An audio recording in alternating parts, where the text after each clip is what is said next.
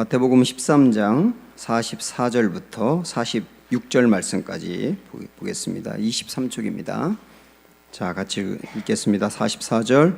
천국은 마치 밭에 감추인 보화와 같으니 사람이 이를 발견한 후 숨겨두고 기뻐하며 돌아가서 자기의 소유를 다 팔아 그 밭을 사느니라.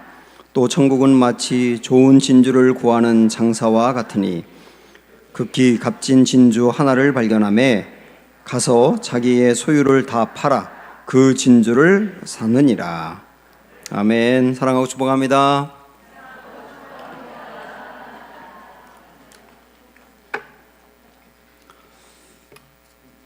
네. 이스라엘 그 백성들 이때 당시에 그 배경을 보면, 만약에 나라에 전쟁이 일어났다 그러면 집에 이제 보화를 갖고 있는 사람들이 전쟁에 나가면서 그 돈을 숨겨둬야 되잖아요. 그러다 보니까 주로 자기 밭에 이렇게 땅을 파가지고 거기에 괴짝을 숨겨두었다고 합니다. 그런데 그렇게 전쟁에 나갔던 사람이 전쟁에서 죽을 수가 있지 않습니까? 그러면 거기에 보화가 숨겨져 있는 것을 아무도 모르는 거예요. 그리고 시간이 지나가서 어떤 사람이 그 밭에서 일을 하다가 거기에 괴짝이 있는 것을 발견합니다. 그러면 어떻게 하겠느냐? 오늘 말씀 어떻게 한다고 그랬나요? 볼까요? 44절 보면 천국은 마치 밭에 감추인 보화와 같으니 사람이 이를 발견한 후 숨겨두고 기뻐하며 돌아가서 자기의 소유를 다 팔아 그 밭을 샀다. 그 밭을 사면 그 밭 안에 있는 괴짝도 자기 거게 되는 거니까. 그런다는 게 이게 비유의 말씀입니다. 이 비유를 보면서 이 도덕적으로 문제가 있지 않느냐 이렇게 접근하지 마시고, 우리 주님이 이 비유를 하신 것은 보화를 발견하면 다 팔아서 그 밭을 사지 않겠느냐. 보화라고 하는 것은 밭을 다 팔아서 살 만큼 귀한 것이다. 이게 이제 초점이거든요. 이게 이제 첫 번째 나오는 보화의 비유입니다. 그 다음에는 45절 6절 보면 진주 비유가 나와 있는데요. 거기 한번 읽어볼게요. 45절 6절. 또 천국은 마치 좋은 진주를 구하는 장사와 같으니 극히 값진 진주 하나를 발견하매 가서 자기의 소유를 다 팔아 그 진주를 사느니라. 이때 당시에 이스라엘의 그 장사꾼들이 값진 진주를 구했다고 합니다. 그 보통 보면 그 지중해에 있는 진주라든지 이런 게 굉장히 비쌌는데 가장 비싼 것은 인도산이었다 그래요. 인도산 진주를 발견하면 무조건 값을 다 지불해서라도 비싸게 해서라도 사고, 그것을 그 다음에 부자들에게 되팔면 굉장히 많은 이윤을 남겼다 그래요. 주님의 말씀은 인도산 진주 하나를 발견하면 앞으로 더 많은 게 남을 게 분명하니까 어떻게 해서든지 그걸 사지 않겠느냐. 이게 이제 두 번째 비유인 진주의 비유입니다. 주님은 이제 이 말씀을 하셨는데, 두 가지 비유를 하셨는데, 이 두 비유의 핵심은 뭐냐면 천국은 이라고 시작을 하고 있어요. 다시 한번 보세요. 44절에서도 천국은 이렇게 나와 있고 45절도 천국은 이렇게 나와 있지 않습니까? 그러니까 진짜 천국을 발견한 사람은 모든 소유를 다 팔아서 살 만큼 소중한 것이다. 천국이라고 하는 것은 그런 곳이다 라고 하는 말씀이 핵심입니다. 근데 여기서 이 천국은 지난주에도 우리가 보았습니다마는 보통 이 13장에 나와 있는 여러 비유의 천국은 나중에 우리가 죽어서 가야 될 천국을 말하는 게 아니고 이 땅에서 경험하는 천국이에요. 이 땅에서 하나님의 나라를 경험하는 건데, 이 땅에서 하나님의 나라를 진짜 경험하는 사람은 자기의 모든 소유를 다 팔아도 충분히 좋다고 할 만큼 귀한 것이다. 그게 이제 말씀의 핵심이라고요. 그러니까 우리는 정말 우리가 이 땅을 살아가면서 천국이 되게 임한다면 이라고 하는 건데, 여기서 말하는 천국이라고 하는 것은 예수님을 만나서 구원받고 그 다음에 하나님이 나의 인생을 통치하는 상태예요. 그게 천국이거든요. 그러니까 하나님이 나의 인생의 전반을 통치해가는 상태, 정말 그게 내 안에 임하기만 한다면 세상에 어떤 것을 다 바라서 살 만큼 귀한 것이다. 그게. 그러니까 여러분이 예수 믿어서 내 마음에 천국이 임하는 건 최고의 보화다라고 하는 것을 먼저 아셔야 된다, 그 얘기예요. 우리는 예수님을 믿어서 내가 열심을 내면 하나님이 나에게 어떤 보상과 복을 주실까, 너무 그쪽에 초점이 있는 경향이 있어요. 그런데 이 보아의 말씀은 우리에게 뭐라고 도전하시느냐면, 예수님을 만나고 믿어서 내 안에 하나님의 나라가 이루어졌다면 그거 자체로 이미 충분한 보상을 받은 것이다, 그 얘기예요. 그러니까 우리가 자꾸 신앙생활하면서 내가 이만큼 열심 내면 얼마나 하나님이 주실까, 내가 이만큼 드리면 하나님이 얼마나 주실까, 자꾸 거기에 신앙이 머물러 있으면 안 돼요. 이미 주님이 내게 주신 보화가 크다, 그것을 알고 출발하는 게 중요합니다. 한번 예를 들어볼까요? 부모님들이 아이들에게 공부 열심히 해라고 이제 강조를 합니다. 그러면 애들이 뭐라 그러냐면, 엄마 이번에 나 1등 하면 뭐 줄 거야? 그래요. 그러면 이제 엄마는 1등 하게 하고 싶어서 1등 하면 뭐 운동화 사줄게 라고 한다든지, 가방 사줄게, 핸드폰 바꿔줄게 뭐 그런단 말이죠. 그럼 애들은 그걸 얻고 싶어서 열심히 해요. 그것도 안 하는 것보다는 나은데, 이걸 알아야 되거든요. 걔들이 아직 어려서 그런데 조그만 나이가 먹으면 공부에서 1등하는 것 자체가 얼마나 귀한 것인지를 알게 될 거예요. 내가 공부에서 1등을 해서 얻는 게 뭐냐가 중요한 게 아니고, 공부에서 1등하는 것 자체가 얼마나 귀한지를 알아야 된다고요. 그러면 공부에서 1등을 하면 더불어 따라오는 게 굉장히 많지 않습니까? 신앙생활도 그렇거든요. 내가 열심을 내고 열심히 예배드리면 하나님이 이러이러한 것을 나에게 복으로 주신다가 아니고, 내가 열심을 내고 그 다음에 하나님의 통치를 받아서 따라가는 하나님의 나라가 내 마음에 임했다면 그 자체로 이미 충분한 보상이다. 이걸 아셔야 된다고요. 이게 굉장히 중요한 겁니다. 왜 그러냐면, 하나님의 나라가 내 안에 임하면, 하나님의 나라는 뭐라 그랬냐면 이 세 가지가 임하는 거라 그랬어요. 첫째, 의. 둘째, 희락. 셋째, 그 다음 뭡니까? 화평이거든요. 내 안에 의와 희락과 화평이 임하는 게 하나님의 나라라고요. 그럼 내가 예수님을 믿어서 하나님이 나를 정말 통치하는 상태가 되면 내 안에 어떤 것이 많으냐면 의가 이루어져서 내 삶이 의로운 쪽으로 따라간다고요. 이전에는 그게 의가 아니고 불의한 일인데 그쪽을 따라갔었거든요. 근데 이미 내가 내 안에 하나님의 나라가 임하면 불의한 것을 가고 싶어 하지 않고 의로운 곳으로 따라간다고요. 그 다음에 내 안에 희락이 임합니다. 희락. 세상에 줄 수 없는 기쁨이 그 안에 있어요. 그리고 화평이 있어요. 그 말은 다르게 말하면 평강이 있다, 그 말입니다. 이 자체가 내게 임한 게 충분한 복이 아니냐, 그 얘기예요. 그리고 하나님의 나라가 내게 임하고 하나님의 통치가 나에게 임하게 되면 부수적으로 따라오는 게 뭔지 아세요? 우리 예수님이 우리를 위해서 생명을 바치셨는데, 고린도 베드로 전서에 있는 말씀 보면 이렇게 나와 있습니다. 베드로 전서 2장 24절에 보면, 친히 나무에 달려 그 몸으로 우리 죄를 담당하셨으니 이는 우리로 죄에 대하여 죽고 의에 대하여 살게 하려 하심이라. 그가 채찍에 맞음으로 너희는 나음을 입었다. 내가 예수님을 믿어서 이미 나에게 임한 게 뭐냐면 나음이라는 거예요. 예수님이 나를 위해서 십자가에 못 박혀 돌아가실 때 그가 질고를 지심으로 이미 나에게 임한 게 뭐냐면 나음이 임했다. 그래서 내가 예수님을 믿어서 나를 낫게 해주세요가 아니라 이미 예수님을 믿은 것 자체로 내 인생에 나음이 임했다.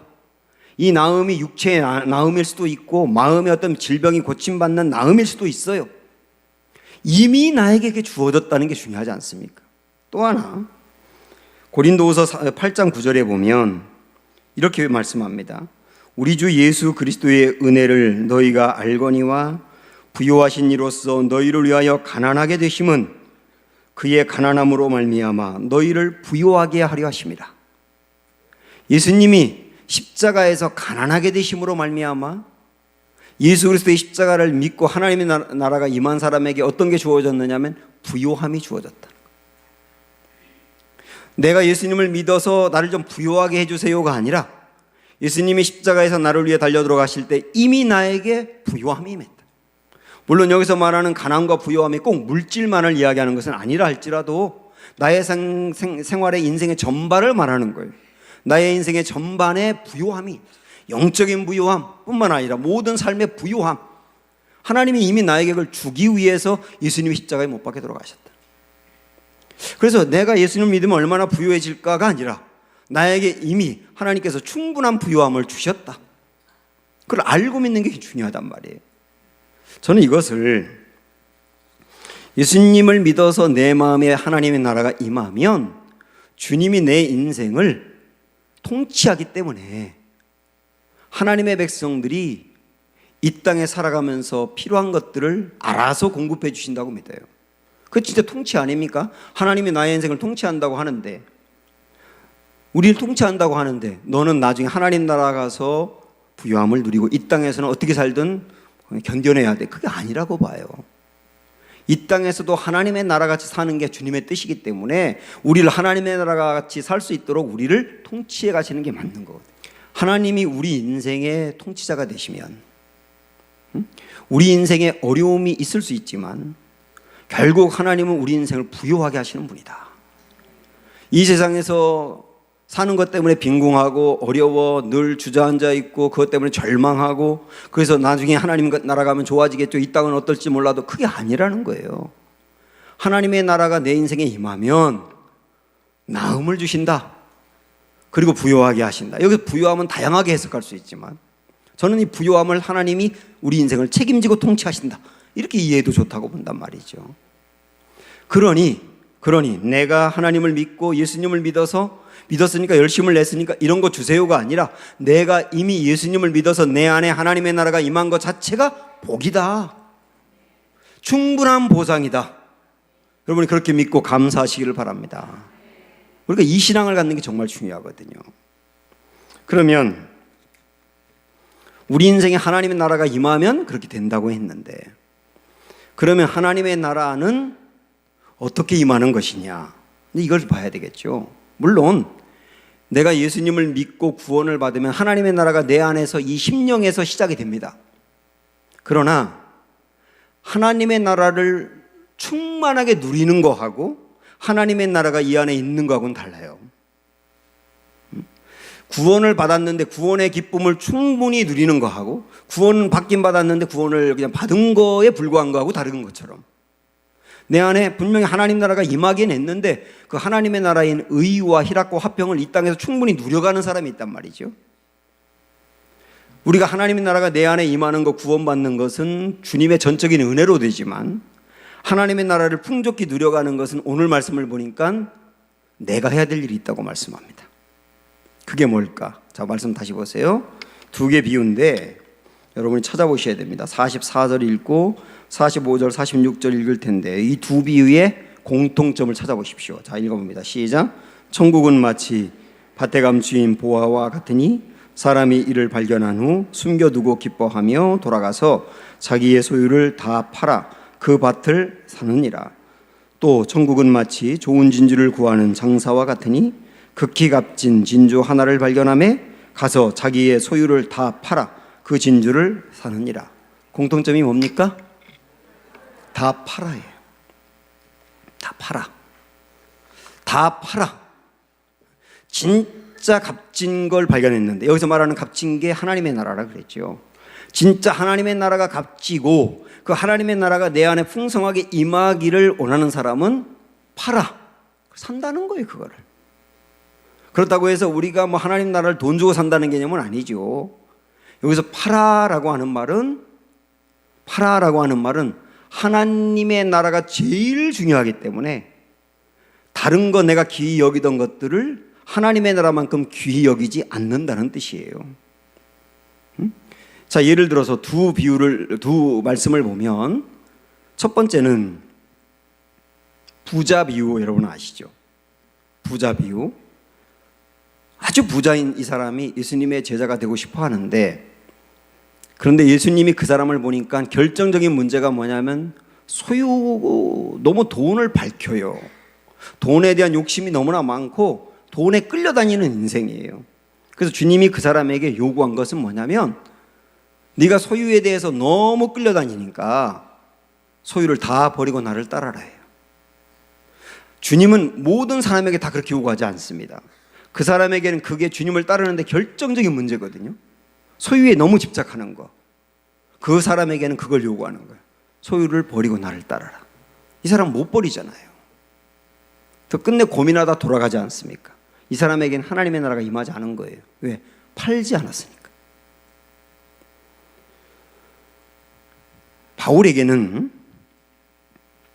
바울에게는 소유보다도 바울에게 가장 중요하게 여기는 부분이 뭐냐면 지식이었던 것 같아요. 지식. 원래 이제 공부를 많이 한 사람이라든지 공부하는 걸 좋아하고 공부한 것을 또 자랑하고 그러는 사람들은 남보다 더 똑똑하고 배운 게 많은 것을 돈이 많은 것보다 중요하게 생각하거든요. 주님은 바울에게는 그 지식을 내려놔 했어요. 지식을 내려놔. 그가 우리가 아는 것처럼 예수님을 만나서 자기가 가지고 있는 그 모든 지식을 배설물로 여겼다. 그리고 예수 그리스도를 아는 지식을 가장 고상하게 여겼다. 바울은 뭐 한 겁니까? 판 거예요. 그래서 하나님의 나라를 소유한 거예요. 우리 이전에 속개공과 보면서 유기석 목사님 그 책을 읽어봤었는데, 유기석 목사님도 그분이 제 이제 학교 선배인데 감신대 1등으로 들어갔는데 그때 당시 학력고사 봤었거든요. 학력고사 전국 2위를 한 분이에요. 근데 신학교를 들어갔거든요. 목회자가 되기 위해서. 뭐 서울대 가려면 어디 못 가겠어요. 법대든 어디든 다 가지. 근데 이분은 공부를 계속 잘했고 또 월등했기 때문에 지식에 대한 프라이드가 있어요. 그래서 남보다 공부를 더 많이 해야 하고 더 많이 아는 걸 중요하게 여겼어요. 근데 하나님이 이분이 대학원 다니면서 마지막 학기 논문 학기를 딱 남겨놓았을 때 너 대학원 포기해. 응? 그리고서 석사학위 포기해. 아니 남들 다 받는 석사학위인데 나만 없어요. 그거 포기해. 하나님이 유기석 목사님에게 그걸 요구한 이유는 뭘까요? 유기석 목사님은 그 지식을 정말 중요하게 여기니까. 응? 하나님이 요구하는 게 다르지 않습니까? 저 같은 사람에게는 지식을 중요하게 여기지 별로 않으니까 포기하라고 절대 할 리가 없어요. 유기석 목사님은 그걸 중요하게 여기니까 포기하라고 한 거예요. 유 목사님이 고민하다가 그걸 포기해가지고 지금까지 석사학위가 없잖아요. 근데 하나님이 그 다음부터 유 목사님을 쓰기 시작하는 거예요. 어느 박사보다도 더 크게 쓰는 거예요. 유 목사님에게는 지식이라고 하는 것을 팔았어요. 하나님 앞에 가까이 나아가는 것을 막고 있는 그걸 팔았어요. 그리고 하나님의 나라를 얻은 거예요. 주님은 이 말씀을 듣고 있는 여러분 한 명 한 명에게 물으시는 거거든요. 내 안에 하나님 나라가 임하기 위해서 정말 주님이 나의 인생 전반을 통치해야 되는데 내가 정말 중요하게 여겨서 하나님의 통치를 거부하고 내 마음대로 꼭 되기 원하는 그런 부분들이 나에게 있지 않느냐는 거예요. 주님은 그것을 주님보다 더 소중히 여기겠냐고 여러분 물으시고 그것을 내려놓고 주님을 더 귀히 여기라고 말씀하시는데 그걸 내려놓는 게 뭐예요? 파는 거예요. 그러면 내 인생에 하나님의 나라가 임한다는 거예요. 응? 여러분 각각에게 그것이 무엇인지를 이제 스스로 질문하셔야 되는 겁니다. 인기를 최고로 여기는 사람이 있었거든요. 이 사람은 가수였습니다. 미국의 가수. 그리고 시카고의 그 방송국의 연출가이기도 했어요. 이 사람이 내놓은 음반이 어마어마하게 팔리면서 이 사람의 명성이 막 올라가게 되고 굉장한 인기를 얻었어요. 원래 이 사람은 모태신앙이었고 예수님을 잘 믿었는데 인기가 막 올라가면서 여기저기 불려다니다 보니까 주일날 빠지기 시작합니다. 너무 바쁘다 보니까 하나님의 말씀 소홀히 하기 시작해요. 이게 점점 지나가다 보니까 나중에 주일날 빠지는 게 아주 익숙한 거예요. 인기 때문에. 이 문제를 놓고 이 사람이 언젠가 고민을 하다가 불현듯 이런 생각이 듭니다. 아, 지금 내가 내 인생을 낭비하고 있는지도 모르겠다. 그 인기가 뭐라고?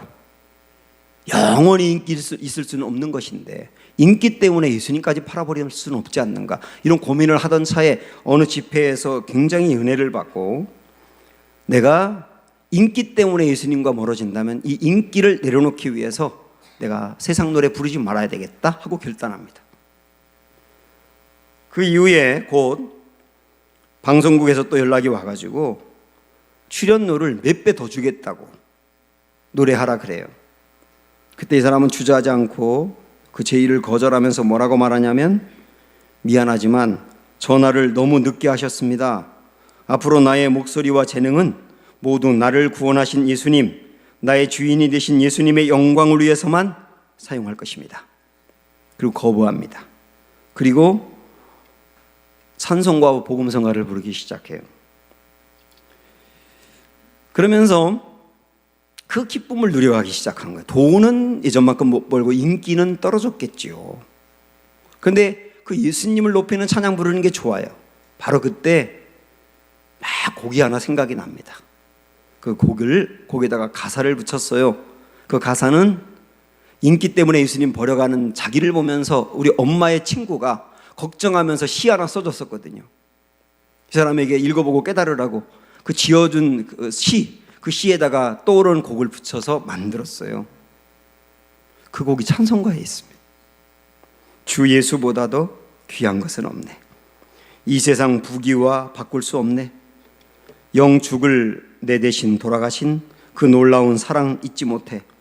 세상 즐거움 다 버리고 세상 자랑 다 버렸네. 주 예수보다 더 귀한 것은 없네. 예수밖에는 없네. 이 찬양을 작곡하고 부른 사람이 조지 쉐아라는 사람이에요. 이 사람이 그 다음에 빌리 그레이엄 목사님과 함께 동역하면서 목사님이 말씀 전하기 전에 이분이 찬양을 먼저 불러요. 사람들이 마음이 열린 다음에 빌리 그레이엄 목사님이 설교합니다. 이분이 네덜란드의 암스테르담에서 빌리 그레이엄이 설교하기 전에 찬양을 불렀는데 모든 사람들이 일어나서 감동받으며 막 박수를 칩니다. 그때 이 사람이 뭐라고 말하냐면, 이 부족한 사람을 위하여 많은 갈채를 보내주신 것을 감사합니다. 그러나 저는 이 박수 갈채와 예수님을 바꿀 수 없습니다. 그러면 주님을 높이게 됩니다. 이게 팔아 하나님의 나라를 샀다는 거예요. 우리 한번 그 찬양 불러볼까요? 주 예수보다 더 귀한 것은 없네.